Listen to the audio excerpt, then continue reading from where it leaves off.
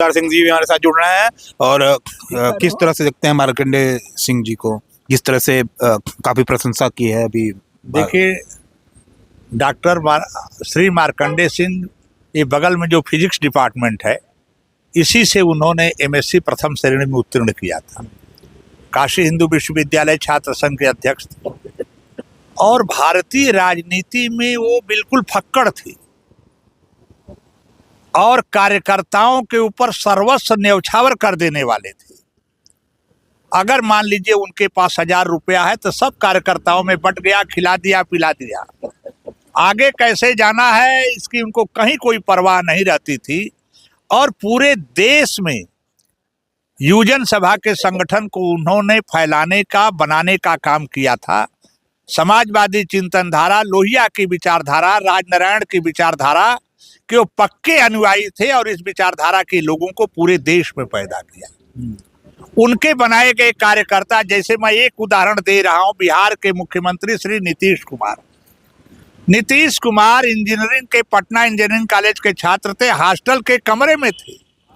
JP आंदोलन में मार्कंडेय सिंह की पैनी निजार ने नीतीश कुमार को पकड़ा, हॉस्टल से लाए, आंदोलन में किए और उनको भाषण देना सिखाए। और आज देख लीजिए, मार्कंडेय सिंह ने नीतीश कुमार को भाषण देना सिखाया।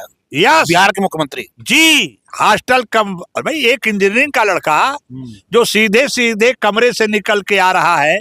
जेपी आंदोलन की शुरुआत हो चुकी थी बिहार में, आंदोलन वहां अंगड़ाई ले रहा था, उसमें मंच पे खड़ा होके बोलने में पहले तो टांग कांपती है ना, तो उनको भाषण देना सिखाया।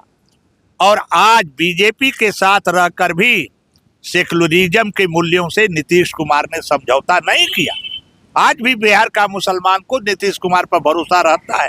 ये एक उदाहरण मैंने दिया। एक बार मैं दिल्ली में, यूपी भवन के बगल में मणिपुर भवन है, नेताजी के साथ हम लोग स्वर्गीय मुलायम सिंह यादव जी सर। नहीं, नेताजी मार्कंडेय सिंह को भी कहा जाता था। छात्र आंदोलन में और युवा आंदोलन में देश में मार्कंडेय सिंह 2 नाम से विख्यात थे, नेताजी और बाबू साहब। बहुगुणा जी बाबू साहब कहते थे और देश में नेताजी के नाम से विख्यात थे, क्योंकि राजनारायण जी की परंपरा से जोड़ के चलते थे।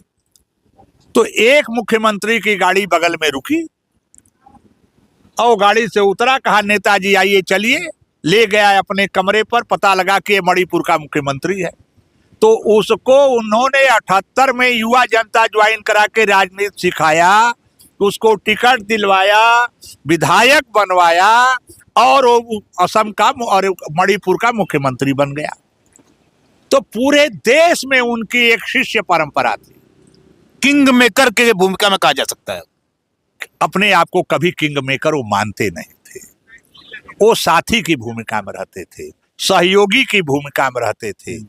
और जैसे एक बार हमसे बहादुर सिंह से उन्होंने कहा कि ये जो विधायक निधि है, सांसद निधि है, भ्रष्टाचार की जननी है, इसका विरोध होना चाहिए, इसे समाप्त किया जाना चाहिए।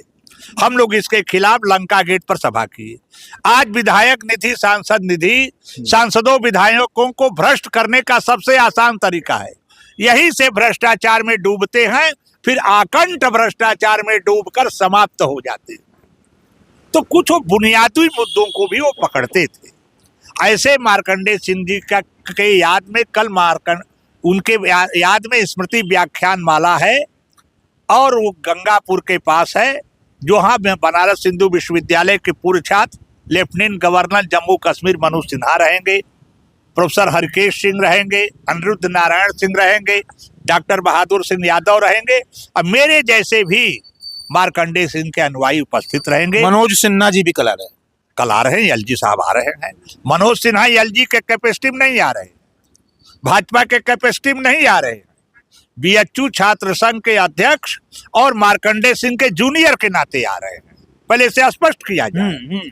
हाँ, तो इसलिए इस कार्यक्रम में लोग अधिक से अधिक कल 2 बजे वहां पहुंचे। लोगों से हमारी यही विनती है, वैचारिकी राजनीति जो देश से समाप्त हो गई है, उसको स्थापित करने का यह पुनर्प्रयास है। नए सिरे से हम लोग प्रयास करने की कोशिश कर रहे हैं। तो ये थे डॉक्टर सुबेदार यादव जी और बहादुर सिंह यादव जी। इनका कहना है कि स्वर्गीय मार्कंडेय सिंह एक व्यक्ति नहीं, एक विचार थे। और कल मनोज सिन्हा जी भी कार्यक्रम में शिरकत करेंगे, वो भी आ रहे हैं कल के कार्यक्रम में। स्मृति पे उनका भाषण वगैरह भी कल वहाँ पे रखा गया है। और सत्य संदेश के लिए डॉक्टर बहादुर सिंह यादव और डॉक्टर सुबेदार सिंह जी के साथ जितेंद्र यादव, धन्यवाद।